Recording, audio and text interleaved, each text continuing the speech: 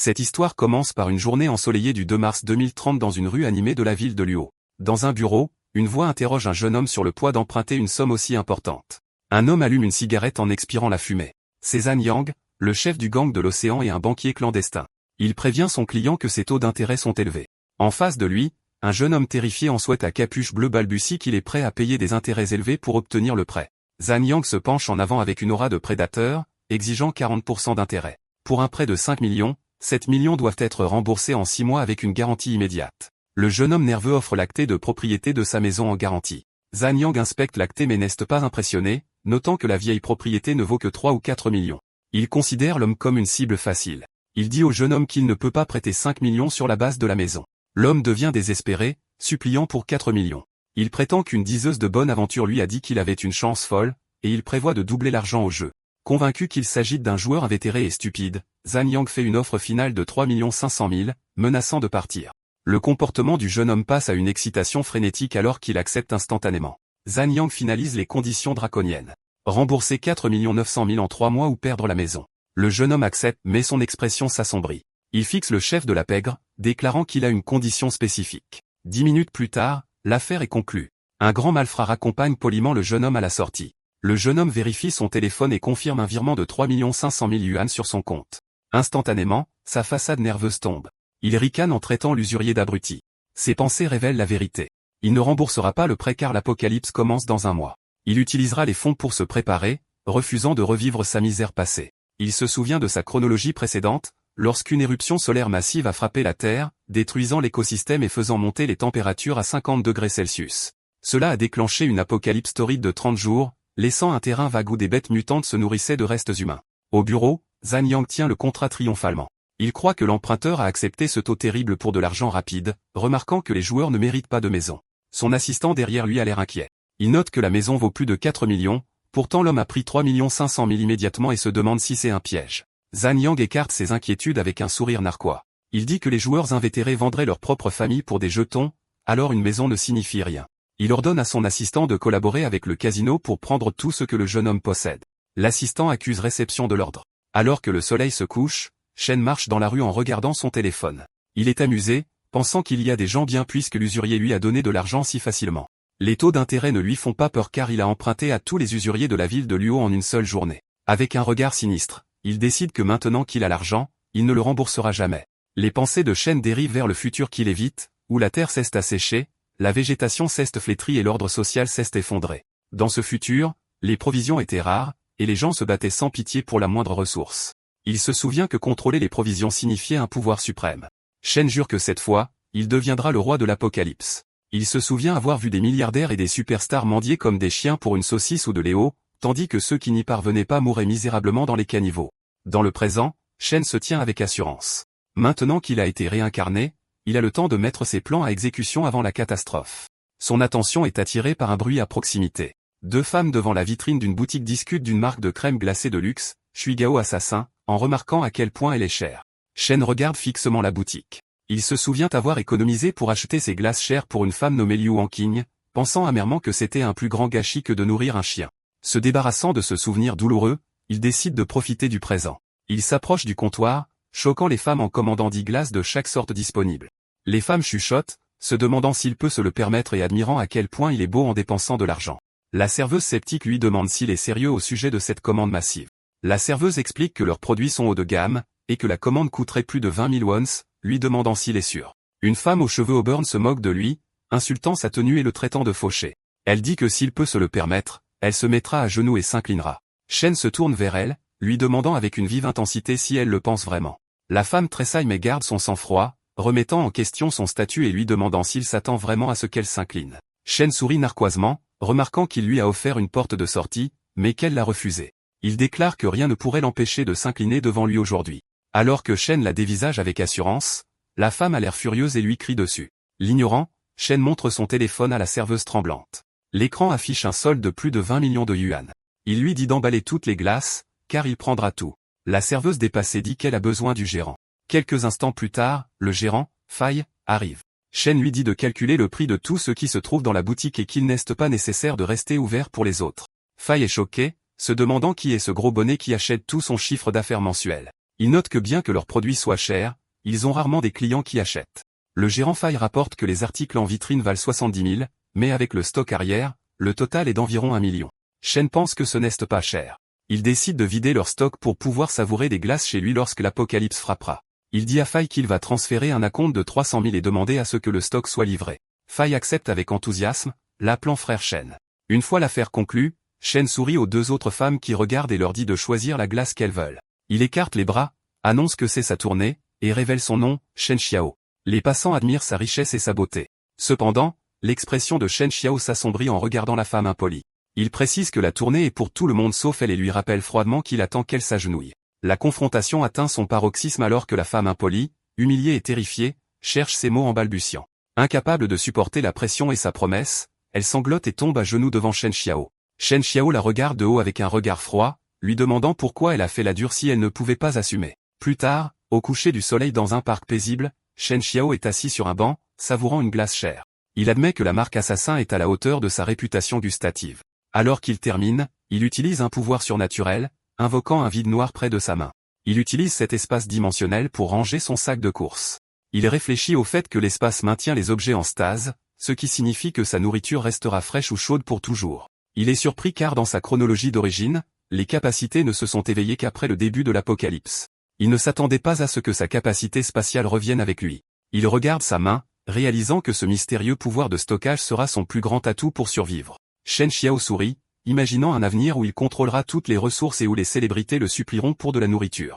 De retour à la réalité, il planifie ses prochains mouvements, un abri sûr, un entrepôt frigorifique, des armes et des réserves d'énergie, soupirant devant le travail qui l'attend. Soudain, son téléphone sonne.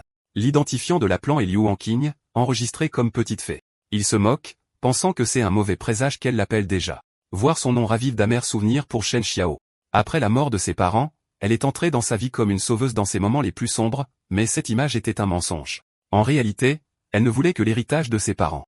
Elle a exigé un appartement de luxe en centre-ville, payé en totalité et à son nom, plus une dot énorme de 880 000 yuan.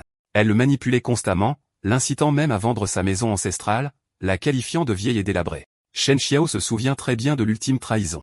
Dans sa vie antérieure, elle l'a finalement convaincu de vendre cette maison pour satisfaire sa cupidité.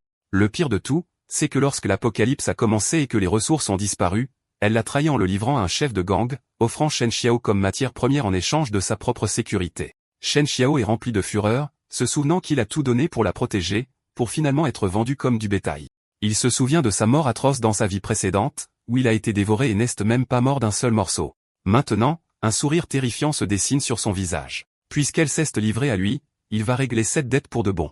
Dans un hôtel de luxe où il séjourne, Shen Xiao répond à son téléphone. Il utilise un ton doux et inquiet, demandant à sa chérie pourquoi elle l'appelle et si quelque chose ne va pas. À l'autre bout du fil, Liu Wanqing, en peignoir, joue la comédie. Elle ment en disant qu'elle était sortie avec des amis et qu'elle a accidentellement perdu un collier en or pour essayer de le culpabiliser. Dissimulant un sourire sinistre, Shen Xiao joue le jeu. Il lui dit de ne pas s'inquiéter et lui propose de lui en acheter un nouveau, puis dit qu'il en achètera 10 pour qu'elle puisse en changer. Liu Wanqing est stupéfaite par sa générosité soudaine, car il n'avait jamais été aussi riche auparavant. Shen Xiao ment rapidement pour s'expliquer, prétendant avoir réalisé un énorme profit grâce aux crypto-monnaies et vouloir le dépenser pour elle. Elle est sceptique, demandant si c'était une arnaque, mais il insiste sur le fait qu'il compte faire un carton au prochain coup et qu'il prépare quelque chose d'énorme. Il explique qu'il rassemble de l'argent pour un investissement massif, mais que le prêt nécessite un témoin. Il lui demande son aide, lui offrant 5% du montant du prêt comme commission et lui tend son piège. Liu Wanqing commence out of a bathroom wearing a towel. Un homme chauve plus âgé se plaint du temps qu'elle a mis. Liu Wanqing se montre immédiatement douce, enlaçant l'homme et l'appelant chéri, lui demandant d'attendre encore un peu. Intérieurement, cependant, elle calcule qu'elle ne touche que 5 000 pour une nuit avec ce vieux schnock, alors que Shen Xiao lui offre 50 000 pour une signature. Elle pense qu'il n'y a aucun risque, considérant Shen Xiao comme un lâche qui ne l'arnaquerait jamais. Une fois l'appel terminé, Shen Xiao fixe son téléphone avec un regard terrifiant aux yeux rouges et murmure qu'il l'attendra. Plus tard, Shen Xiao se tient devant un grand immeuble résidentiel, décidant qu'il en fera sa forteresse personnelle. Dans la cour avec un entrepreneur, Shen Xiao pointe le bâtiment et donne un délai strict d'1 mois pour en faire un bastion impénétrable. Il énumère ses exigences extrêmes, des vitres par balles avec un grillage de sécurité caché pour les fenêtres et des murs extérieurs épaissis à 3 mètres avec du béton résistant à un séisme de magnitude 8. Alors que l'entrepreneur tape nerveusement, Shen Xiao continue, exigeant un écosystème autonome avec une réserve d'oxygène de 72 heures, un recyclage de l'éau et des portes anti-explosion avec des serrures biométriques et mécaniques. Il lui demande également de couvrir le toit de panneaux solaires, d'installer un générateur pour une alimentation électrique garantie et d'ajouter un système de filtration d'air de qualité militaire. Il résume, en un mois, le bâtiment doit être un bunker prêt au combat. L'entrepreneur le regarde, choqué, se demandant si Chen Xiao est un survivaliste paranoïaque qui a regardé trop de films de science-fiction. Chen Xiao remarque l'hésitation et défie l'homme, mentionnant son CV de maître en défense pour milliardaire. L'entrepreneur balbutie que ses exigences uniques nécessiteront un budget colossal. Soudain, la cupidité de l'entrepreneur prend le dessus. Il considère Chen Xiao comme un autre excentrique riche qui a plus d'argent que de bon sens. Chen Xiao l'interrompt en montrant un virement de 1 million de yuan sur son téléphone. Il dit que c'est un acompte et demande à l'entrepreneur de fixer son prix pour le paiement final. L'entrepreneur est submergé par l'excitation, réalisant qu'il a trouvé un pigeon fortuné qui pourrait le rendre riche à vie. Il conclut leur négociation par une poignée de main ferme. L'entrepreneur insiste sur le fait qu'il est strict sur les matériaux et promet de construire une forteresse imprenable. Cependant, les deux hommes ont des intentions cachées. L'entrepreneur prévoit de plumer son client jusqu'au dernier centime. Pendant ce temps, Chen Xiao ricane, sachant que l'homme ne percevra jamais le paiement final une fois que l'apocalypse aura frappé. La construction de la forteresse étant organisée, Chen Xiao examine sa liste de survie. Il sait que les provisions comme les médicaments, la nourriture et les produits de première nécessité sont la partie facile. Son expression s'assombrit en pensant au vrai danger de l'apocalypse, la nature humaine après l'effondrement de la société. Il sait que les armes de mêlée ne suffiront pas et que trouver des armes à feu sera la partie délicate. Marchant dans la rue, Chen Xiao consulte son smartphone. Il envoie un message à un contact du marché noir au sujet d'une source directe et de canaux discrets, demandant comment procéder à l'achat. Le contact répond immédiatement, lui disant de se rendre à une adresse précise à 20 h ce soir et de ne pas être en retard. Plus tard, Chen Xiao arrive à l'endroit convenu. Il trouve suspect qu'un accord illégal soit fixé dans un quartier résidentiel ancien et bondé. Soudain, le bruit de pas précipités brise le silence. Une jeune femme terrifiée apparaît, fuyant 3 voyous qui la poursuivent en hurlant des insultes. La femme semble complètement désespérée. Elle fonce droit sur Chen Xiao. Les voyous les rattrapent et les encerclent. Le chef lui hurle dessus pour avoir triché sur son territoire et lui demande si elle veut mourir. Tremblante, la femme s'agrippe au bras de Chen Xiao et le supplie de la sauver. Chen Xiao regarde son visage et se fige, sous le choc. Il la reconnaît instantanément comme étant Li Yuyu et se demande ce qu'elle fait dans un endroit aussi dangereux. La confrontation tendue dans la rue sombre s'intensifie. Li Yuyu est encerclé par 3 hommes. L'un d'eux pointe Chen Xiao du doigt pour l'éloigner, tandis qu'un autre attrape brutalement Li Yuyu. La situation devient violente quand un voyou tire les cheveux de Li Yuyu, lui renversant la tête en arrière et la faisant crier de douleur. Chen Xiao fixe la femme avec une expression concentrée en prononçant son nom. Il se souvient d'elle de l'époque du lycée, une fille radieuse à lunettes connue comme la déesse génie, admirée par d'innombrables garçons. De retour au présent, Chen Xiao écoute la confrontation. Le chef aux cheveux gominés resserre sa prise sur les cheveux de Li Yuyu et hurle qu'elle doit donner l'argent pour pouvoir partir. Un voyou avec une crête iroquoise se lèche les lèvres et suggère que si elle ne peut pas payer en espèces, elle devrait payer avec son corps à la place. En ayant assez entendu, Chen Xiao s'avance avec une aura menaçante. Il foudroie les voyous du regard et leur dit froidement de la laisser partir. Les voyous et Li Yuyu semblent confus par son intervention soudaine, ne sachant pas qui il est. Enragé par l'interruption, l'un des membres du gang attaque. Il crie des insultes et lance un énorme coup de poing, menaçant d'estropier Chen Xiao pour avoir joué les héros. Chen Xiao reste calme, ses yeux brillant d'une lueur rouge intense alors qu'il se concentre sur l'attaque. Avec une vitesse incroyable, Chen Xiao esquive facilement le coup de poing, laissant le poing passer sans le toucher. Avant que le voyou ne puisse réagir, Chen Xiao lui saisit le poignet dans une poigne de fer. Le voyou hurle alors que sa main est écrasée. Sans hésiter, Chen Xiao assène un coup de poing dévastateur au visage du voyou. L'impact envoie l'homme voler dans les débris de la ruelle, tandis que les autres regardent, choqués. À ce moment, une fenêtre système apparaît dans la vision de Chen Xiao, détectant des émotions négatives comme la peur et la rage de sa cible. Le système confirme que le système de récolte d'émotions négatives a été activé. Chen Xiao se fige, surpris par l'interface holographique. Il réalise qu'il a éveillé un système, un pouvoir qu'il n'avait pas dans sa vie antérieure. Le chef du gang attrape Li Yuyu et déchire sa chemise. Il hurle sur Chen Xiao, menaçant de la tuer s'il fait un pas de plus. Soudain, une silhouette sur un bâtiment au-dessus lance une brique. Elle frappe le chef de gang au visage avec une force brutale, l'assommant.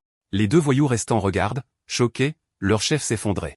Un homme en chemise à fleurs saute de l'ombre, atterrissant avec assurance. Il se moque des voyous qui s'en prennent à une fille sans défense. Enragés, les 2 voyous crient et chargent avec des armes pour attaquer. Chen Xiao lève sans effort son bras, bloquant le coup de poing d'un des agresseurs. Simultanément, l'étranger à la chemise à fleurs assène un puissant coup de pied sauté au voyou avec la batte. Chen Xiao esquive rapidement une attaque, faisant trébucher son adversaire. Il contre-attaque avec un coup de poing dévastateur au visage du voyou chauve. Les 2 hommes se battent en parfaite synchronisation, projetant leurs adversaires en l'air simultanément. Pour le maintenir au sol, l'homme à la chemise à fleurs piétine sans pitié la poitrine de son adversaire. Les voyous vaincus, Shen Xiao et l'inconnu se tiennent côte à côte, dominant la scène. Shen Xiao fusille du regard les hommes battus, ses yeux rouges brillants, et leur ordonne froidement de partir. Alors que les voyous s'enfuient terrorisés, le système de Shen Xiao lui notifie qu'il récolte leur peur et leur désespoir. Il est satisfait, car cela a débloqué une extension pour son stockage spatial. Shang Qiao a un sourire narquois en les voyant courir, trouvant intéressante sa nouvelle capacité à récolter les émotions. Shang Qiao s'approche de Li Yuyu, à terre, et lui tend la main. Il la remercie, expliquant que ses ennuis l'ont aidé par inadvertance à atteindre son but. En l'aidant à se relever, il lui demande doucement si elle est blessée. Rouge et agrippant ses vêtements déchirés, Li Yuyu balbutie ses remerciements. Elle dit qu'elle a des affaires urgentes et s'empresse de partir alors que Shen Xiao lui dit de faire attention. Après le départ de la jeune fille, l'homme à la chemise à fleurs s'approche. Il complimente Shen Xiao pour son acte de héros sauvant la belle et se présente comme étant Mu Chang. Shen Xiao réalise que c'est le contact qu'il cherchait. Il révèle qu'il est l'acheteur que Mu Chang attendait, soulignant la coïncidence. Soudain, Mu Chang prend une pose d'arts martiaux dramatique et crie une phrase de code secrète sur un roi céleste et un tigre terrestre pour tester Shen Xiao. Peu impressionné, Shen Xiao le regarde d'un air vide et le traite d'idiot. L'insulte déclenche le système. Une notification au-dessus de la tête de Mu Chang montre que Shen Xiao a récolté des émotions de stupéfaction et de gêne. En riant, Shen Xiao prétend que ce n'était qu'une blague. Il passe un bras autour des épaules de Mu Chang et l'entraîne pour discuter affaires. Plus tard cette nuit-là, ils arrivent à une maison isolée et calme. À l'intérieur, Mu Chang ouvre une boîte révélant une arme de poing. Il explique que c'est un modèle russe résistant, mais que les munitions sont rares. Shen Xiao inspecte l'arme pendant que Mu Chang loue ses compétences au combat et lui propose un prix d'amis. Alors que Shen Xiao manipule l'arme, Mu Chang l'observe d'un regard calculateur. Cependant, Shen Xiao affiche un sourire malicieux. Tenant l'arme, il demande un silencieux gratuit, une garantie et des munitions supplémentaires, stressant le vendeur. Mu Chang est choqué par ses exigences avides. Il crie qu'il propose déjà un prix d'amis et demande si Shen Xiao comprend. Il tremble de frustration, pensant que n'importe qui d'autre paierait le double, mais ce client demande une garantie et des cadeaux. Perdant patience, Mu Qian pointe un doigt accusateur vers Shen Xiao, hurlant qu'il n'achète pas un appareil électroménager et suggère sarcastiquement qu'il n'a qu'à le voler. Tandis que Mu Chang fulmine, le système de Shen Xiao montre qu'il a récolté des émotions comme le choc, le dépit et la stupéfaction. Satisfait, Shen Xiao sourit, abandonne ses demandes supplémentaires et accepte le prix initial, transférant l'argent. L'affaire conclue, il songe qu'il a sa forteresse, ses provisions et une arme, et qu'il ne lui reste qu'une seule tâche. Dans un hôtel luxueux, le bâtiment brille dans la nuit. À l'intérieur d'une suite pentouse, Liu Wanqing, en robe de soirée rouge, contemple la ville. Shen Xiao arrive et l'enlace par derrière. Liu Wanqing se plaint de l'attente. Elle demande, sceptique, si le plan de prêt est sans risque. Shen Xiao ment avec aisance, disant que sa signature n'est qu'une formalité, et affirme qu'il ne l'arnaquerait jamais. Intérieurement, Liu Wanqing a un sourire narquois. Elle se souvient qu'il a un jour vendu son sang pour son sac à main et est convaincue qu'il est trop soumis pour oser la contrarier. Plus tard, dans le bureau de l'usurier Zhang Yang, Liu Wanqing est assise avec le chef de la pègre. Il la complimente sur sa détermination alors qu'elle s'apprête à signer. Pendant qu'elle signe, Zhang Yang l'observe d'un regard de prédateur. Il pense que cette idiote croit n'être qu'une garante, mais le contrat lui transfère en fait toute la dette. Zhang Yang allume un cigare et sourit méchamment, imaginant le moment où elle ne pourra pas payer ses mensualités.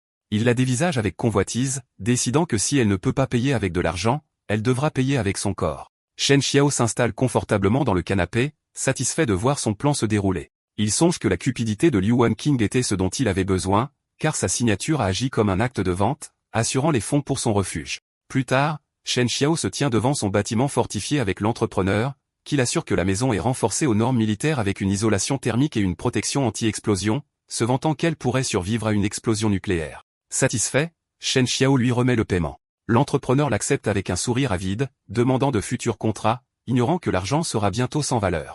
Seul dans sa forteresse, Shen Xiao attend avec une tablette. Le moment arrive avec une alerte info sur une activité d'éruption solaire intense et sans précédent. À la télévision, une présentatrice annonce gravement que le globe est sur le point de faire face à des vagues de chaleur extrêmes et prolongées. Alors que le journal télévisé avertit les citoyens de prendre des mesures de protection contre une chaleur record, Shen Xiao nettoie calmement son arme de poing. Il rapproche l'arme, son expression sombre et concentrée, se murmurant à lui-même que le moment est enfin venu. Dans la lueur rouge sinistre de la pièce, Shen Xiao tient l'arme à ses côtés, confirmant que l'apocalypse est là. Ses yeux se plissent avec une détermination sérieuse et intense. Il se dirige vers la fenêtre pour regarder la ville. Une gigantesque éruption solaire ardente domine le ciel, baignant le monde dans une terrifiante lumière de feu alors que la catastrophe commence. La catastrophe commence. À la télévision, une présentatrice annonce qu'une éruption solaire massive a frappé la Terre. Elle prévient que les températures mondiales extrêmes atteindront 45 degrés Celsius et conseille aux gens de rester à l'intérieur. La chaleur est immédiate et oppressante. Alors que la sueur coule sur son visage, Shen Xiao sait d'un air sombre que ce n'est que le début. La ville entière est brûlée par une lumière aveuglante alors que le soleil immense transforme la métropole en four. Les civils souffrent déjà. Une femme s'asperge le visage d'eau, essayant de rafraîchir sa peau brûlante. Trempée de sueur, elle se penche sur son balcon, se plaignant que cette météo la tue et se demandant combien de temps cela va durer. Dans la rue, un propriétaire de magasin grassouillet en chemise à fleurs utilise un mégaphone. Il dit à ses voisins effrayés que les températures continueront d'augmenter et prévient d'une pénurie de provisions, les exhortant à acheter son dernier lot de marchandises avant le début du rationnement. Le propriétaire essuie la sueur de son front. Il n'est pas inquiet de la catastrophe. Il se contente de sourire, pensant que la vague de chaleur est une occasion parfaite de faire fortune. Un groupe de femmes s'approche de son étal, lui demandant de baisser le prix élevé de ses pastèques. L'une d'elles s'accroupit pour inspecter les fruits. Le propriétaire du magasin la regarde avec une expression lubrique, clairement plus intéressé par son corps que par la vente. Se penchant en avant avec un sourire effrayant, il dit à la femme que si elle achète 2 pastèques, il lui fera une réduction et lui donnera un paquet de mouchoirs gratuits. Il suggère ensuite aux femmes de venir chez lui la nuit pour profiter de sa climatisation. L'air mal à l'aise, elle décline rapidement son offre. Sans se décourager, il se penche très près du visage de la femme, la pressant d'acheter maintenant car il y aura peut-être plus de nourriture à vendre demain. Cependant, son attitude change lorsque 2 hommes demandent un prix plus bas pour de Léo. Il les pointe du doigt avec colère, criant qu'il tient un petit commerce et n'autorise aucune négociation. Alors que le patron avide emporte une caisse de provisions, il ne sait pas que Shen Xiao l'observe depuis l'ombre d'un regard froid et silencieux. Shen Xiao le regarde froidement, les yeux plissés, en reconnaissant le propriétaire du magasin, Li Dafu. La rencontre déclenche un souvenir douloureux de sa vie passée, un moment humiliant dans ce même magasin. Il se souvient de Li Dafu criant à la foule, accusant un plus jeune Shen Xiao de vol et prétendant avoir attrapé le pauvre gamin la main dans le sac. Li Dafu tord le bras du jeune Shen Xiao. Quand le garçon explique qu'il n'a fait que ramasser un objet tombé, Li Dafu se moque de lui, refusant de le croire et exigeant un paiement. Dans son souvenir, la foule de badauds le juge, colportant des ragots sur son éducation et supposant que son silence est un aveu de culpabilité. Submergé et terrifié, le jeune Shen Xiao pleure et balbutie qu'il n'a pas volé, mais personne ne le croit. Maintenant, Shen Xiao se tient stoïquement dans le magasin. Le silence de la pièce contraste vivement avec ses souvenirs bruyants. Il remarque une étiquette de prix sur une étagère. Un simple paquet de chips à l'oignon coûte la somme exorbitante de 50 yuan, indiquée comme une recommandation du gérant. Shen Xiao prend le sac et demande sarcastiquement à Li Dafu si les chips sont en or ou si elles préviennent les coups de chaleur pour un prix aussi élevé. Transpirant abondamment, Li Dafu se retourne avec un air agacé. Le système de Shen Xiao s'active, l'informant qu'il a récolté un dédain +3 de la part du propriétaire du magasin. Perdant patience, Li Dafu arrache les chips des mains de Shen Xiao, lui hurlant de déguerpir s'il n'a pas les moyens de les acheter. Le système sonne, détectant une irritation +6. Impassible, Shen Xiao sourit narquoisement. Il se penche, narguant le patron sur l'accumulation de trésors, et l'avertit de manière menaçante de faire attention aux voleurs. Li Dafu s'arrête, confus par la menace. Li Dafu explose de rage en pointant Shen Xiao du doigt. Il exige de savoir qui il maudit et le menace, lui demandant si la chaleur l'a rendu fou. Cependant, Shen Xiao reste calme. Il demande si Li Dafu a récemment souffert d'insomnie, de sueur nocturne et de genoux faibles. Pris au dépourvu, la colère de Li Dafu s'estompe, et il admet que c'est le cas. Li Dafu devient anxieux, se demandant à voix haute si un mauvais feng shui dans son entrepôt est la cause de ses problèmes. Shen Xiao se penche et attrape le visage du commerçant. Il déclare gravement que le yin-tang de Li Dafu est sombre, un terrible présage. Soudain, Shen Xiao gifle violemment Li Dafu au visage, l'envoyant tournoyer avec des yeux hagards. Shen Xiao se frotte le menton, diagnostiquant une déficience chez l'homme. Enragé, Li Dafu se remet et essaie de donner un coup de pied à Shen Xiao, hurlant que toute sa famille a une déficience. Shen Xiao esquive facilement l'attaque. Pendant que Li Dafu fulmine, Shen Xiao attrape nonchalamment une sucette et lui conseille avec moquerie de surveiller sa santé, l'avertissant que la colère est nocive. En partant, Shen Xiao lance une pièce, prédisant froidement que Li Dafu pourrait mourir jeune s'il ne fait pas attention. Li Dafu reste là, tremblant de rage. La pièce heurte le sol avec un tintement métallique. Immédiatement, le système devient rouge, informant Shen Xiao qu'il a récolté une énorme quantité d'émotions négatives, colère +20, du commerçant furieux. Plusieurs heures plus tard, un chat noir passe en courant devant l'entrée sombre du supermarché. Shen Xiao se tient devant les portes vitrées, réfléchissant à sa vie passée. Il se souvient avoir avalé sa colère quand on le harcelait et jure que dans cette vie, il récupérera tout avec des intérêts. Un air sinistre traverse son visage alors qu'il vérifie son système. Les émotions récoltées sur Li Dafu sont juste suffisantes pour une expansion spatiale de sa capacité de stockage. Shen Xiao agit immédiatement. Utilisant les émotions négatives récoltées, il améliore sa capacité, agrandissant son stockage spatial de 200 mètres cubes supplémentaires. Il lève la main, et un vide noir tourbillonnant se manifeste dans sa paume, prêt à tout dévorer sur son passage. Un sourire confiant se dessine sur ses lèvres alors qu'il prépare sa vengeance. Le lendemain, les oiseaux gazouillent paisiblement devant le magasin. Se remettant encore de leur confrontation, Li Dafu se dirige vers son magasin, ignorant ce qui l'attend. À proximité, Shen Xiao observe depuis les buissons. Soudain, Li Dafu se fige, la mâchoire tombante, en regardant à travers les portes vitrées de son supermarché. Il entre en titubant et reste paralysé au milieu de la pièce. La réalité le frappe de plein fouet. Les étagères, autrefois remplies de produits hors de prix, sont maintenant complètement vides. Chaque article a disparu, laissant les rayonnages métalliques nus. Le visage de Li Dafu s'assombrit de rage. Son esprit s'emballe, se demandant où sont passées ses marchandises. Incapable de contenir sa fureur, il se prend la tête entre les mains et crie, exigeant de savoir qui l'a volé. Loin de là, dans sa planque, Shen Xiao regarde une vidéo en direct de la crise de Li Dafu. Le système l'informe que la souffrance de Li Dafu a généré 66 points d'émotion négative. Shen Xiao sirote calmement un soda frais. Il sourit avec satisfaction en regardant son ennemi souffrir, savourant sa vengeance mesquine mais satisfaisante. À l'intérieur de l'entrepôt, Li Dafu hurle de panique, exigeant de savoir qui a volé tout son stock pendant la nuit. Submergé, il s'effondre à genoux, hurlant de frustration. Une foule de clients perplexes observe. Il se demande si le supermarché est vraiment vide ou si Li Dafu fait semblant pour augmenter les prix plus tard. Deux femmes discutent d'une rumeur selon laquelle quelqu'un aurait vu une ombre sombre flotter dans l'entrepôt la nuit dernière. Li Dafu pâlit, terrifié à l'idée que son magasin puisse être hanté. Une interface système invisible apparaît, comptabilisant les émotions négatives de la foule. Shen Xiao regarde avec un sourire satisfait, mangeant des chips tout en observant le flux émotionnel stable de Li Dafu. Shen Xiao mange son encas, mais son expression devient sinistre. Ses yeux deviennent rouges alors qu'il décide de jeter de l'huile sur le feu pour récolter plus d'émotions. Il passe devant Li Dafu, commentant bruyamment à quel point les chips sentent bon pour attirer l'attention. Li Dafu fixe les chips dans les mains de Shen Xiao, réalisant que l'emballage correspond à son stock manquant. Son choc se transforme en rage car il croit que Shen Xiao mange sa marchandise volée. Shen Xiao brandit le sac et se moque de Li Dafu, lui demandant si les chips sont en or pour justifier un prix aussi élevé. Shen Xiao le nargue en disant que l'accumulation de trésors attire les voleurs. Li Dafu repousse sa main avec colère. Enragé, Li Dafu attrape le poignet de Shen Xiao, exigeant de savoir où il a eu les encas et l'accusant de vol. Shen Xiao feint le choc puis demande calmement si l'homme furieux a des preuves pour ses accusations. Avec un sourire narquois, Shen Xiao avertit le propriétaire que les fausses accusations sans preuve ont des conséquences. Il se moque de la propreté du supermarché vide et offre de manière insultante les chips restant à l'homme. Désespéré, Li Dafu décide d'utiliser Shen Xiao comme bouc émissaire. Il le secoue violemment, l'accusant du vol parce qu'il s'est plaint des prix hier. Le système enregistre un pic de colère de la part du propriétaire du magasin. Shen Xiao se tourne vers la foule et demande si Li Dafu pense que les chips ne sont vendus qu'ici. Il affirme que le propriétaire est en train de piéger un client innocent. Les badauds conviennent que les chips sont courantes. Li Dafu transpire, confus de voir comment le mauviette est soudainement devenu si confiant. Shen Xiao propose un pari. Si Li Dafu trouve les objets volés chez lui, il paiera 10 fois leur valeur. Sinon, Li Dafu devra renoncer à son générateur de secours. Aveuglé par la rage, Li Dafu accepte, s'approchant du visage de Shen Xiao et jurant de le démasquer. Le groupe se rend à la résidence de Shen Xiao, suivi de près par la foule. À l'intérieur, Li Dafu est frappé par l'opulence de la maison, choqué de découvrir que Shen Xiao est incroyablement riche.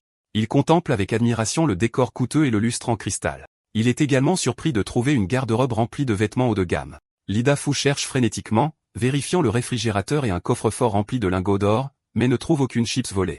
La panique s'installe alors que Li Dafu réalise son erreur. Shen Xiao se moque de lui demandant s'il veut arracher le plancher ensuite. Humilié, Li Dafu balbutie qu'il n'est pas nécessaire de chercher plus loin et essaie de sortir précipitamment. Alors qu'il tente de partir, le système de Shen Xiao enregistre une vague d'embarras. Shen Xiao l'arrête, attrapant sa chemise et lui rappelant le pari du générateur. Se tournant vers la foule, Shen Xiao met la pression sur le commerçant en sueur, lui demandant s'il a l'intention de revenir sur sa parole. Piégé, Li Dafu demande à Shen Xiao de prendre du recul et de laisser tomber. Impitoyable, Shen Xiao demande pourquoi Li Dafu n'a pas pris de recul quand il l'a accusé de vol plus tôt. Le système enregistre un pic d'impatience. En entendant les badauds se moquer de sa malhonnêteté, Li Dafu craint. Il hurle qu'il a donné une chance à Shen Xiao et lui donne un coup de poing, mais Shen Xiao l'attrape facilement. Shen Xiao tord le poignet du commerçant. Lida hurle d'agonie, forcé de s'agenouiller, criant que sa main est en train de se briser. Le système détecte une vague massive de douleur. Incapable de supporter la douleur, Li Dafu cède et promet de déplacer le générateur immédiatement. Shen Xiao le regarde froidement, avertissant Li Dafu de se dépêcher avant que la température ne monte. Il souligne que sans le générateur, Li Dafu souffrira pendant le prochain rationnement d'électricité. Le système récompense Shen Xiao, comptabilisant des points importants pour l'humiliation, la douleur et la peur. Soudain, Shen Xiao remarque une notification. Son téléphone sonne, affichant le nom de Liu Wanqing. Liu Wanqing apparaît à l'écran, furieuse. Elle se plaint que des collecteurs de dettes la suivent depuis 2 jours. Shen Xiao a l'air détaché pendant que Liu Wanqing hurle, exigeant de savoir pourquoi elle est traquée après avoir signé ses documents de formalité. Pendant l'appel vidéo, une Liu Hanqing furieuse exige la vérité, demandant pourquoi les membres du gang Dai la recherchent et accusant Shen Xiao de mentir. Feignant d'avoir le cœur brisé, Shen Xiao traverse son appartement. Il lui demande pourquoi elle ne lui fait pas confiance après tout ce qu'il a sacrifié pour elle, feignant d'être profondément attristé. Intérieurement, il sourit d'un air suffisant. Il réalise que les pervers du gang de Zhanyang sont encore plus impatients de recouvrer la dette qu'ils ne le pensaient. Debout près de son frigo, il demande nonchalamment à Liu Hanqing si le gang sait où elle habite et ce qu'ils ont dit. Stressé et se rongeant le pouce, Liu Hanqing dit qu'ils ne connaissent pas son adresse car elle a pris des chemins de traverse. Elle avertit Shen Xiao de ne pas jouer de tour. Shen Xiao lui dit calmement de ne pas trop réfléchir, suggérant qu'elle a peut-être simplement confondu des étrangers avec des membres de gang. Il est assis dans sa pièce fraîche et climatisée. Un repas de luxe composé de saumon grillé, de salade et de soda frais latent, contrastant avec la chaleur extérieure. L'expression de Liu Hanqing passe de la colère au choc lorsqu'elle aperçoit la nourriture sur sa table à travers la caméra. Le regardant avec incrédulité, elle lui demande comment il peut encore avoir de la nourriture fraîche comme ça. Shen Xiao montre une canette de coca à la caméra, se vantant d'en avoir beaucoup d'autres en stock. Intrigué, Liu Hanqing lui demande s'il a vraiment beaucoup de provisions. Assise sur son lit, son attitude change. Comme les provisions sont rares, elle se demande si Shen Xiao a vraiment fait fortune. Shen Xiao sirote sa boisson fraîche, la narguant en disant qu'elle a besoin d'une bouchée de nourriture par ce temps chaud. Shen Xiao prend une bouchée du saumon frais juste devant la caméra.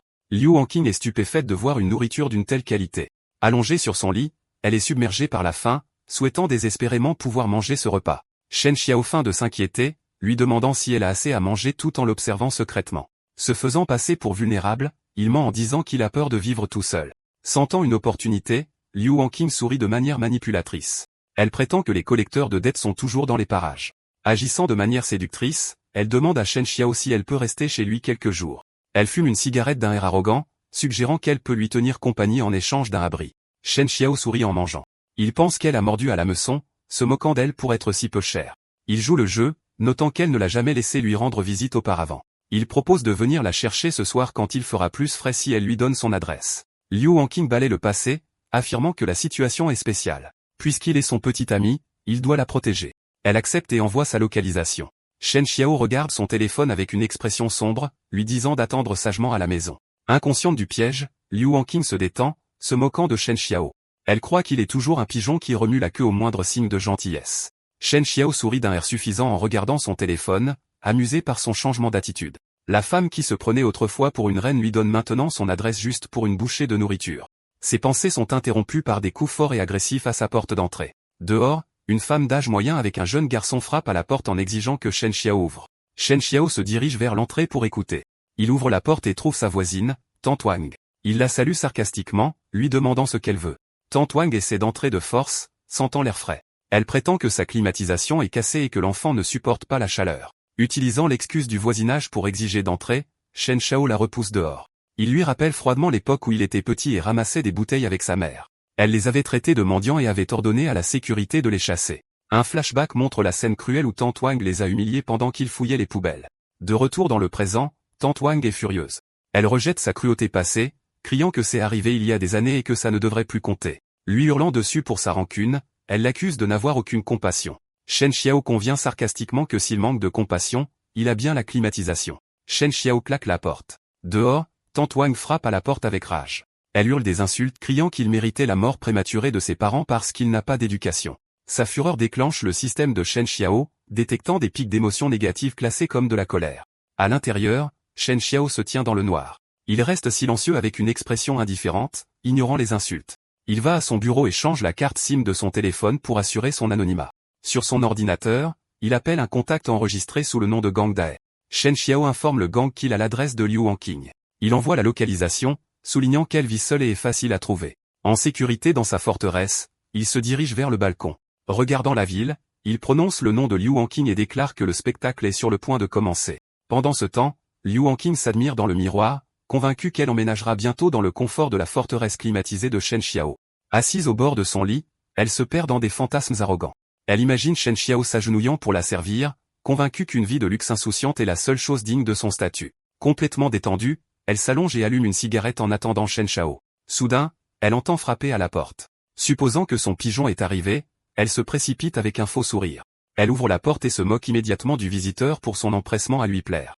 Cependant, son sourire disparaît instantanément, remplacé par un choc et une horreur pure. Au lieu de Shen Xiao, elle voit le chef de la mafia, Zhan Yang, et ses hommes. Terrifiée, elle balbutie, demandant comment ils l'ont trouvé. Zhan Yang la gifle sans pitié, lui rappelant que l'argent dû au gang Dae doit être remboursé aujourd'hui. Liu Wanqing tombe au sol, paniquée. Elle hurle que c'est Shen Xiao qui a emprunté l'argent et qui l'a piégé pour qu'elle signe les papiers, les suppliant de le trouver à sa place. Peu intéressée par ses excuses, Zhan Yang brandit le contrat. Il crie que puisqu'elle l'a signé, elle est responsable de la dette. Le chef de la mafia ordonne à ses hommes de fouiller l'appartement et de prendre tous les objets de valeur qu'ils peuvent trouver. Alors que les voyous emportent les meubles, une Liu Wanqing désespérée leur hurle d'arrêter. Elle insiste sur le fait qu'elle appelle Shen Xiao et qu'il sera bientôt là pour payer. Cependant, Zhan Yang s'assoit nonchalamment sur son canapé, rassemblant ses sacs à main de luxe et ses bijoux sur la table. Liu Wanqing se tient devant lui, terrifié, pendant qu'il inspecte ses biens. Zhan Yang brandit un sac à main avec dédain, remarquant que ses babioles ne suffisent même pas à couvrir les intérêts de sa dette. Avec un sourire avide, il lui rappelle que ses hommes n'ont pas fait le voyage dans cette chaleur juste pour repartir les mains vides. Il se lève, projetant une grande ombre sur elle. Liu Wanqing recule de peur, le suppliant de ne pas s'approcher et insistant sur le fait que l'argent est avec Shen Xiao. Zhan Yang garde un sourire cruel, profitant de la situation. Paniquée, Liu Wanqing essaie de négocier en révélant que Shen Xiao a une réserve de provisions. Elle les presse d'attendre car il vient la chercher bientôt. Elle compose le numéro de Shen Xiao, mais une voix automatique lui annonce qu'il n'est pas disponible. La sueur coule sur son visage alors qu'elle écoute l'enregistrement. Elle fixe l'écran de son téléphone, regardant l'appel resté sans réponse. Son visage pâlit alors qu'elle réalise la vérité. Elle balbutie que personne ne répond, perdant complètement son sang-froid. Un regard de panique pur envahit ses yeux, se demandant comment cela a pu arriver. Désespérée de tenir le gang à distance, elle force un sourire tremblant. Elle essaie de les convaincre qu'il est juste occupé et promet de le rappeler immédiatement. Zhan Yang perd patience et révèle la cruelle vérité. Elle est stupide de ne pas avoir réalisé que Shen Xiao l'a piégée pour qu'elle signe la dette afin qu'il puisse s'échapper. Liu Wanqing reste figée, pâle de choc, en réalisant qu'elle a été complètement trahie. Zhan Yang l'attrape soudainement et sans pitié par les cheveux. Hurlant de douleur, Liu Wanqing tente de se sauver, criant qu'il doit trouver Shen Xiao car il a les précieuses provisions. Ignorant ses cris, le chef de gang la traîne à travers la pièce vers la chambre. La porte de la chambre claque lourdement en se fermant. Sur le sol, à l'extérieur, le téléphone brisé de Liu Wanqing gît, abandonné. Pendant ce temps, Shen Xiao est confortablement assis dans son refuge fortifié et climatisé. Tenant un verre de vin, il pense à Liu Wanqing, satisfait qu'elle ressente enfin la misère qu'il lui a préparée. Dehors, la ville est sombre, mais son appartement reste un phare solitaire de lumière et de sécurité. De retour dans l'appartement de Liu Wanqing, le mal est fait. Zhan Yang est assis sur le bord du lit, le dos tourné, torse nu. Liu Wanqing est recroquevillé sur le lit, en sanglots. Zhan Yang prend une tasse de café, intéressé par les supplications désespérées de Liu Wanqing. Il se penche, la forçant à le regarder, et exige qu'elle répète exactement quelle provision Shen Xiao possède. Le souffle coupé alors qu'il lui serre la gorge, Liu Wanqing énumère frénétiquement les luxes de Shen Xiao, la climatisation, les boissons glacées et des montagnes de nourriture. Elle pleure en disant qu'il a tout. Elle insiste sur la quantité de provisions, espérant que cette information lui épargnera d'autres souffrances. Les yeux de Zhan Yang se plissent de curiosité. Il la regarde de haut. Il lui dit que bien qu'elle n'ait plus rien, elle l'a dirigée vers la bonne cible. Satisfait, Zhan Yang la jette sur le lit. Il réalise qu'il a trouvé un gros poisson et que cibler Shen Xiao est la nouvelle priorité. Il se tient au-dessus de la femme en larmes avec un sourire avide, planifiant comment prendre la forteresse de Shen Xiao. Il ordonne à son gang de partir, prêt à passer à leur prochaine cible. La porte se ferme, laissant l'appartement silencieux et dévasté. Seule dans le noir, Liu Wanqing se recroqueville, couverte de bleu. Ses larmes se transforment en haine pure. Tremblant de fureur, elle maudit Shen Xiao, jurant qu'il mourra d'une mort horrible pour l'avoir trompé. Devant l'appartement de Shen Xiao, un grand groupe de personnes perturbe la nuit calme. Ils marchent avec une intention hostile, leurs pas résonnant à l'unisson. Tante Wang, sa voisine perfide, mène la charge. Elle guide le gang jusqu'à la maison de Shen Xiao, les alléchant avec sa climatisation et sa nourriture tout en le traitant de bête avare pour ne pas partager. Le chef balafré de l'escouade remercie Tante Wang pour son aide, promettant de bien la récompenser une fois qu'ils auront pris les provisions. Folle de joie, Tante Wang appelle le gangster frère Zhan et le remercie pour sa générosité. Elle imagine Shen Xiao suppliant pour sa pitié pendant que le gang la protège. Désespéré de survivre, il offre sa maison à leur chef. Un sourire malveillant se dessine sur son visage, impatiente de voir son arrogance anéantie. Le groupe se rassemble sur le trottoir en bas de la forteresse de Shen Xiao. Cependant, le chef balafré s'arrête. Il lève les yeux vers le bâtiment, sentant que quelque chose ne va pas. Son instinct lui dit que ce gamin est mieux préparé qu'il ne le pensait, mais ses hommes sont moins prudents. Un voyou blond avec une batte de baseball se porte volontaire avec enthousiasme pour défoncer la porte. Ignorant le danger potentiel, le voyou crie à l'attaque et court vers l'entrée. Alors qu'il atteint le périmètre, son pied déclenche un piège à haute tension caché. Une électricité bleue le frappe, et il hurle d'agonie, secoué violemment. Le voyou s'effondre, pris de convulsions. Le chef balafré, ignorant le piège, le regarde avec mépris et demande pourquoi cette ordure a d'écran. Un autre membre du gang se précipite pour aider son camarade. Quand il touche l'épaule du voyou, le courant les électrocute tous les deux. Ils crient à l'aide alors qu'un flash lumineux éclaire leur silhouette. Tant Wang et le chef balafré se figent, choqués par le terrifiant système de défense de Shen Xiao. Soudain, un haut-parleur sur le toit s'active. Le chef balafré et Tant Wang lèvent les yeux, confus. Au lieu d'une sirène, une chanson joyeuse sur la chance et la joie retentit du haut-parleur. La musique joyeuse joue ironiquement pendant que le piège continue son œuvre.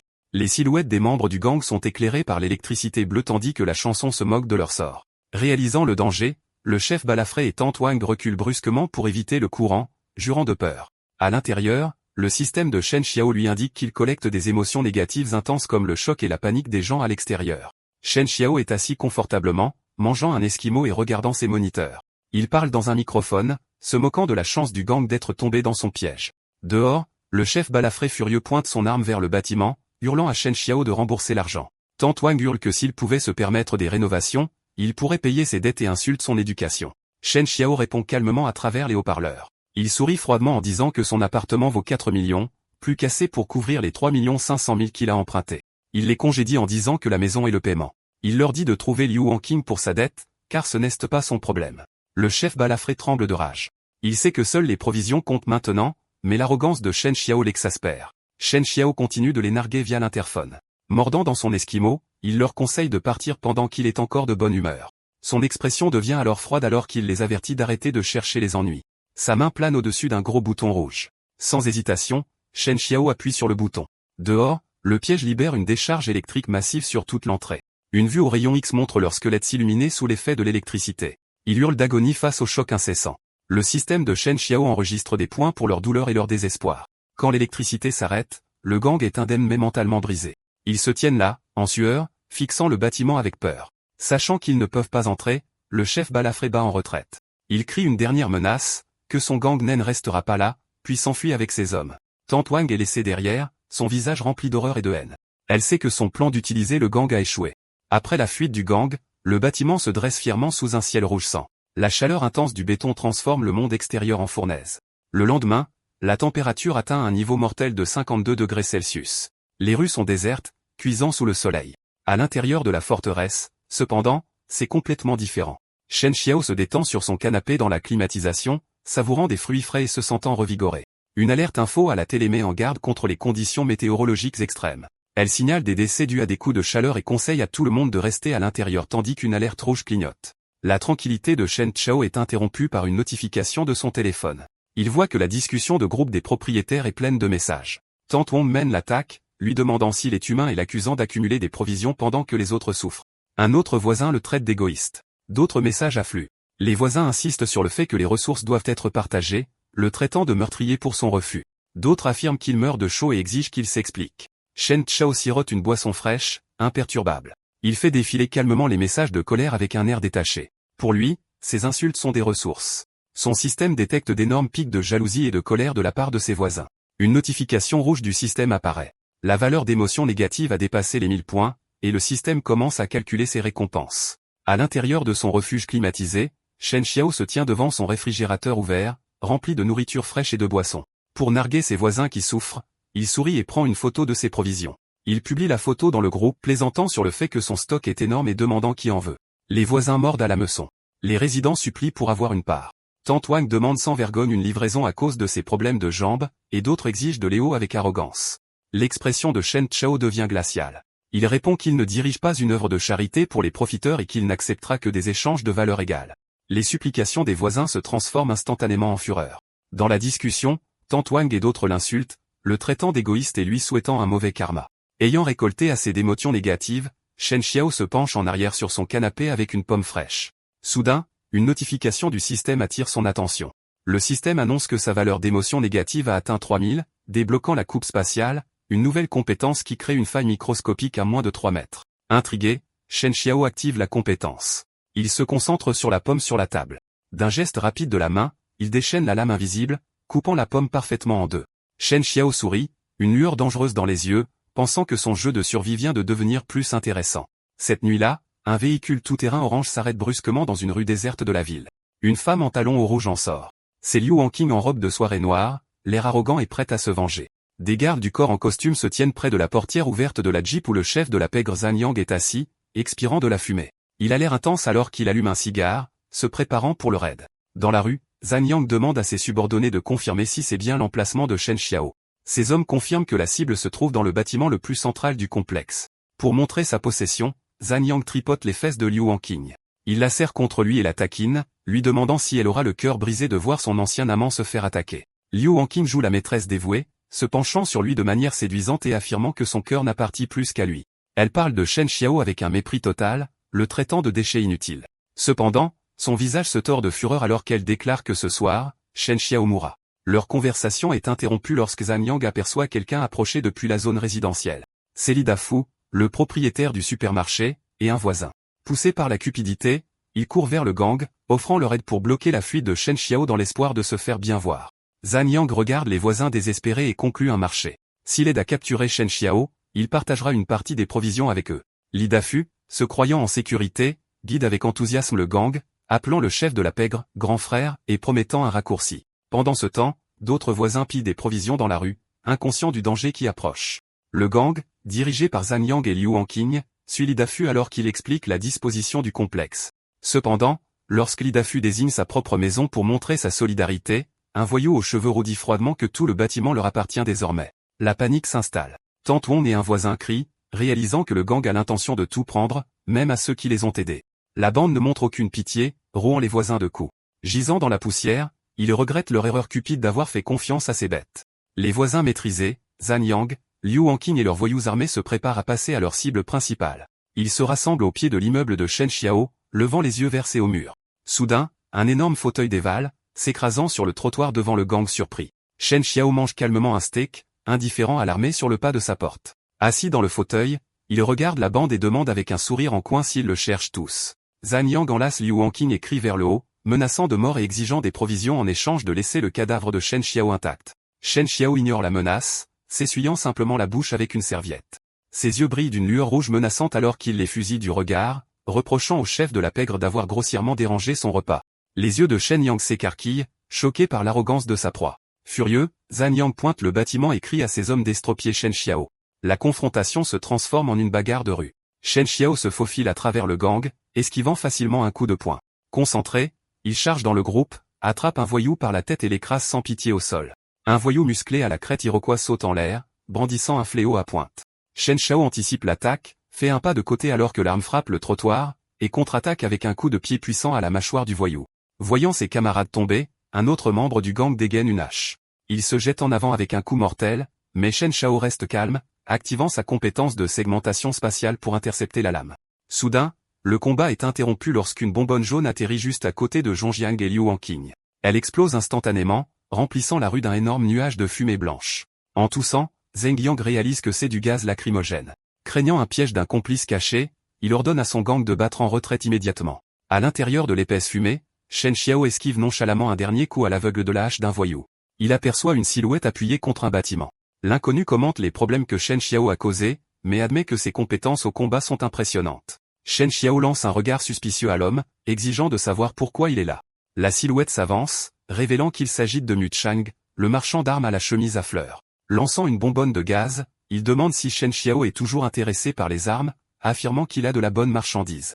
Muzong regarde avec envie la glacière de Shen Xiao, étonné qu'il ait de l'eau glacée par cette chaleur. Shen Xiao lui donne une bouteille d'eau mais lui demande pourquoi il est si loin de son propre territoire. Muzong explique qu'un rival, Liu Fan, lui vole ses affaires, et qu'il suivait ses hommes. Il admet avoir suivi les hommes de son rival jusqu'ici et avoir été surpris par le grand stock de Shen Xiao, supposant qu'il a des canaux d'approvisionnement spéciaux. En entendant cela, les yeux de Shen Xiao se plissent avec vigilance. Il se retourne brusquement, demandant ce que Mu Chang insinue. Mu Chang le rassure rapidement, précisant qu'il veut proposer un partenariat, pas fouiner.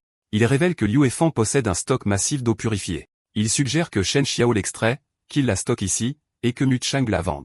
Shen Xiao réfléchit à l'offre dans l'obscurité, sachant que la hausse des températures rendra les eaux plus précieuses que l'argent. Il accepte de coopérer, laissant Mu Chang en état de choc pur. Shen Xiao exige un partage des bénéfices de 9 contre 1. Indigné, Mu Chang crie que c'est du vol. Le système notifie à Shen Xiao qu'il a récolté la forte émotion de choc. Impassible, Shen Xiao se retourne pour partir, disant qu'il n'y a rien à discuter si Mu Chang n'est pas d'accord. Désespéré, Mu Chang abandonne sa dignité et s'accroche à la jambe de Shen Xiao, le suppliant pour un partage à 8 contre 2 afin qu'il puisse manger. Les larmes aux yeux, Mu Chang réalise que Shen Xiao est inflexible et doit avoir un atout majeur. Satisfait de sa domination, Shen Xiao sirote sa boisson et accepte le partage à 80/20. Cependant, il ajoute une condition. Il choisira en premier parmi toutes les futures marchandises, et Mu Chang vendra ce qui reste. Résigné, Mu Chang soupire et accepte. Shen Xiao prend les commandes, ordonnant à Mu Chang de repérer d'abord la disposition des lieux et le personnel de la cible. Plus tard, les deux hommes surplombent un immense complexe industriel. Mu Chang explique que c'est le bastion de Liu Fan, avec la façade servant au commerce de ressources. L'endroit est lourdement gardé par des hommes en patrouille armés de fusils à pompe. Mu Chang révèle un côté plus sombre de la forteresse, montrant des femmes capturées pour fournir des services spéciaux au chef. Un garde malmène une femme, Liu Wanqing, qui est maintenant prisonnière après sa trahison. Elle a l'air terrifiée et impuissante dans une robe rouge. Mu Chang désigne la zone de stockage d'eau à l'arrière, mais admet ne pas avoir trouvé le réservoir exact. Shen Xiao expose son plan. Il fera du repérage seul, et à son signal, Mu Chang devra créer une diversion. Mu Chang doute de sa capacité à déplacer Léo tout seul. Ignorant ses doutes, Shen Xiao saute de leur point d'observation vers des conteneurs d'expédition patrouillés par des gardes en contrebas. Maintenant au sol, Shen Xiao se déplace avec assurance à travers l'installation, vêtu de vêtements sombres. Cependant, il est rapidement remarqué. Un garde l'arrête, remarquant son visage inconnu et exigeant ses papiers d'identité. Shen Xiao montre calmement une carte, prétendant que le patron Liu l'a envoyé pour compter le stock d'eau. Le garde n'est pas dupe. Il rit, pointe son fusil à pompe dans le dos de Shen Xiao et se moque de cette ruse enfantine. Le système enregistre la moquerie du garde, ajoutant des points à Shen Xiao. Shen Xiao décide que sa découpe spatiale sert à plus qu'éplucher des fruits. Avec une froide résolution, il pose une main sur l'épaule du garde. Il passe soudainement la carte d'identité. Imprégné de son pouvoir spatial, le plastique devient aussi tranchant qu'un rasoir, tranchant le cou du garde. Le garde s'effondre instantanément, ne comprenant pas ce qui s'est passé. Alors que le sang jaillit de la blessure mortelle, un autre garde assiste à la scène macabre. Le système de Shen Xiao enregistre une vague d'horreur et de douleur de la part de la victime. Submergé par le choc, le garde sort un pistolet et, hurlant de panique, vise le meurtrier de son partenaire. Le garde ouvre le feu, la lueur du canon illuminant le site industriel sombre. Mais Shen Xiao se déplace avec une agilité surhumaine, évitant facilement les balles. Il riposte avec une entaille spatiale à longue portée. Le garde continue de tirer, mais il ne fait pas le poids face à la lame invisible, qui le tranche en deux en pleine course. Le système informe Shen Xiao qu'il a récolté d'énormes points de peur et de désespoir. Les coups de feu brisent le silence de la forteresse. Des renforts se précipitent sur les lieux, y compris un garde avec un lance-roquette. En infériorité numérique, Shen Xiao se cache dans l'ombre contre un mur en béton. Il reste immobile tandis que les gardes affolés passent en courant, sans le remarquer. Pendant que Shen Xiao se cache, une main pâle émerge soudainement des ombres derrière lui. Il se fige, choqué de réaliser que quelqu'un a trouvé sa cachette. Dehors, la forteresse est en plein chaos. Les gardes envahissent la zone autour des énormes réservoirs chimiques, à la recherche de l'intrus. Des silhouettes armées patrouillent devant des bâtiments en tôle ondulée, les armes levées, à la poursuite du tueur. La silhouette dans l'ombre est Liu Yu. Elle pose un doigt sur ses lèvres, lui faisant signe de se taire. Accroupie derrière un hangar, Shen Xiao lui demande pourquoi elle est là. Elle explique tristement que le gang l'a capturé et suppose qu'il a été attrapé lui aussi. Elle a l'air débraillée et désespérée, agenouillée sur le sol. Shen Xiao lui demande si elle sait où se trouve Léo. Elle hoche la tête, expliquant que son travail de nettoyage lui a permis de connaître la disposition des lieux et propose de le guider. Pour faire diversion, Liu Yu lance un seau en métal dans la cour où il s'écrase bruyamment. Les gardes, y compris celui avec le lance-roquette, se tournent vers le bruit. Criant qu'ils ont trouvé quelqu'un, ils se précipitent vers le seau vide. Saisissant l'occasion, Liu Yu entraîne Shen Xiao dans une ruelle étroite, chuchotant que ce chemin n'a pas de caméra de surveillance. Liu Yu guide rapidement Shen Xiao à travers des ruelles sales et infestées de rats pour éviter d'être repéré. Il s'arrête devant une grande porte en métal, et Shen Xiao lui dit de se cacher et d'attendre son retour. Seul, il active sa capacité spatiale, invoquant un vortex noir dans sa main. Il concentre son énergie, se préparant à percer le mur. Avec une puissante décharge d'énergie, il frappe directement la structure. L'impact massif fait voler en éclats le mur de briques, projetant des débris alors qu'il entre. À l'intérieur, un garde en patrouille est surpris par l'explosion. Il recule en titubant, regardant autour de lui, confus. Terrifié et en sueur, il serre son arme et crie, demandant qui est là.